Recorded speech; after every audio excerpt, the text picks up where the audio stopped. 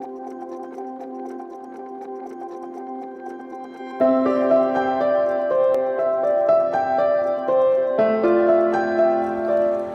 of the most amazing things about the Kobo Writing Life dashboard is we didn't just build the world's best dashboard for writers. What we did is we created a dashboard specifically with the author in mind, and we continued to make it better and better over time.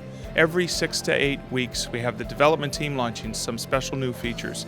Some of the features include a new author services tab where you get the opportunity to work with trusted partners of Kobo, people that we've taken the time to curate, that we know that they're there giving the author the best possible service at the best possible price, and we're delighted to offer those to authors. Other initiatives that are coming very, very soon are not only can you control your price in 8 different currencies, taking full advantage of Kobo's global market, where we sell in 190 countries, but we'll soon be expanding that to 17 currencies, where you can then optimize your pricing and expand your sales as a global author. This is not just about selling books to the people in your neighborhood or the people in your community. This is taking you as an author globally with Kobo. I started Bookouture 3 years ago. We're a digital publisher and we focus on commercial fiction. We've grown very quickly in the last 3 years, and in 2015 we sold 2.5 million copies. We're lucky enough to have established a really great author list over the last 3 years, and we work with big name authors now like Angela Marsons, Robert Brinzer, Mel Sherratt, Laura Elliott, Holly Martin, and we're really pleased to do so. We really enjoy using Kobo Writing Life. We find it a very well-designed platform. It's very flexible, it's easy to use, and we get really up-to-date data about what's working with our books and what isn't, and that helps us to learn how effective our marketing campaigns are being and to adjust things if we need to. I'm really confident in our ability to sell an author's book, but what's really going to make a reader pick up the next book is what's between the pages. So the question that I ask when we're looking at our submissions is, why would a reader buy the next book? So we're looking for something from an author that is really distinctive and that will have readers coming back for more. I published 4 psychological thrillers. 2 were self-published with my agent and 2 with Bookouture. I like to think they've got a huge twist at the end, which is what I try to make my focus. And they're selling really well, thankfully, at the moment, thanks to Bookouture. I'm really pleased with how they're doing. I like to put my characters in tricky situations to see how they deal with them. And I often think to myself, what's the worst thing that I can give this character or do to this character, and see how they get out of it. And then sometimes I'm surprised as I'm writing at what they do and what they're capable of. So I think having strong characters is really important, and readers tell me that as well. So in this business, it's really important to never give up. You'll get lots of rejection along the way, whatever stage you're at. Maybe you've even had a best-selling book, but the next one doesn't do as well. You just persevere, it's part of the business, and I think that's the hardest lesson that I've had to learn, but just never give up.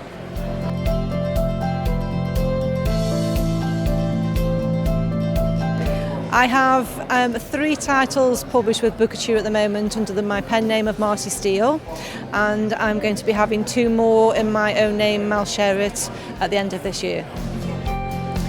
As Marcy Steele, I write romantic fiction. I like to write about love and romance, but also about friendship.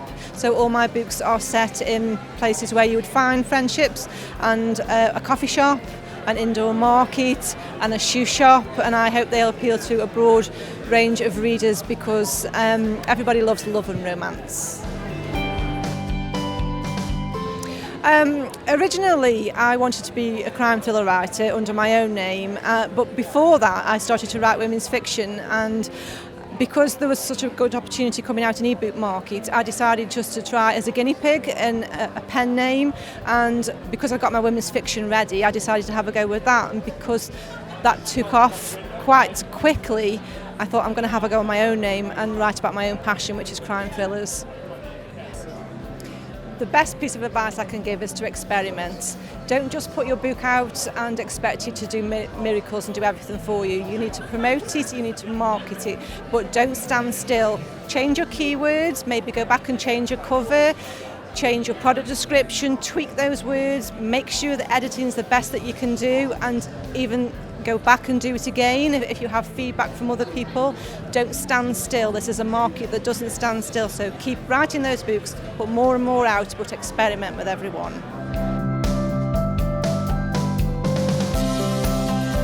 I have 4 titles on Kobo, all of them suspense mysteries. The first 3 are part of a trilogy called the Emma Holden Trilogy, and the basic premise of it is that there's a lead character, Emma Holden, whose fiancé disappears just before their wedding day, and the whole trilogy is about understanding what happened to her fiancé and all the events that happen after his disappearance.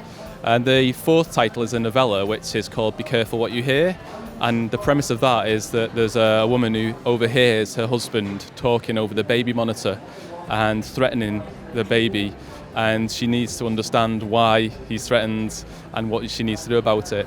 And so I plan to self-publish many more books hopefully in the future on Kobo and reach new readers. My main advice for aspiring authors before they self-publish is just to ensure quality in your work. So make sure, for example, there's no spelling mistakes, grammatical errors, the plot works properly, and then hopefully the readers will respond positively to it and you'll see positive results in terms of sales and your future career as a writer. Well, today I'm here at the London Book Fair launching my latest book, Insurrectio. It's the 5th in the series, the Romanova thriller series. I'm absolutely delighted to be doing here at the book fair. It's an adventure. We have a strong female character and she's in distinct trouble because somebody is trying to launch a coup and she's the only one that seems to see it coming. Whether she succeeds in defeating the charismatic leader who's leading the coup, you'll just have to read the book, I'm afraid. Of course, the most exciting thing in my publishing life at the moment is that I've been taken on by an agent for my overseas and ancillary rights, like TV and audio and all the rest of them, and they're busy selling those. Now, this wasn't a quick journey. This took me 5 years, and also to prove that my book was a good book and the whole series was worth selling. So that's very exciting development, and my agent, Blake Freeman, selling my rights today upstairs as we speak. So that it is possible for a self-published and independent publisher to become represented by a top London agent. So I've got a very exciting 2016 going forward. I've just recently published Duplicity, which is the first in a new Cold War trilogy. I initially wrote back about 2 years ago a Cold War trilogy based on, the Russian invasion of West Germany back in the 1980s. Well, of course, with all the problems that we're seeing in Ukraine at the moment, I decided that I would go to Ukraine, and I actually went down to the port city of Mariupol, which is right on the front line, where I met the paratroopers from the 79th Parachute Brigade. I met with the infantry brigades, the volunteer battalions, and as a consequence of that, I gathered enough material that I was confident that I could write a new Cold War series, this one based on how a Cold War, may look in kind of modern times using more modern equipment. And I've been back there 3 times now, and I've made some fantastic friends.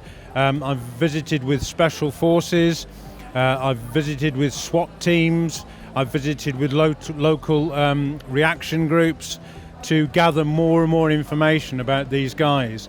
They've allowed me to visit the front line, to photograph them, photograph their armoured vehicles. So it's kind of based initially on the new Ukrainian revolution, which started back in 2014.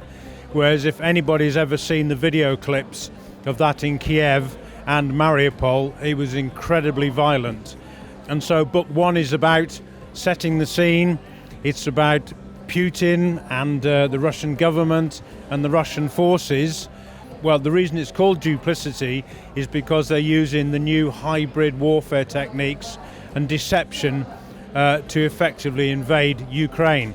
I won't say any more than that because the next stage will be book 2, which will be called Deception, and that will be the second book in the trilogy, and that will be due out in hopefully the next 9 months.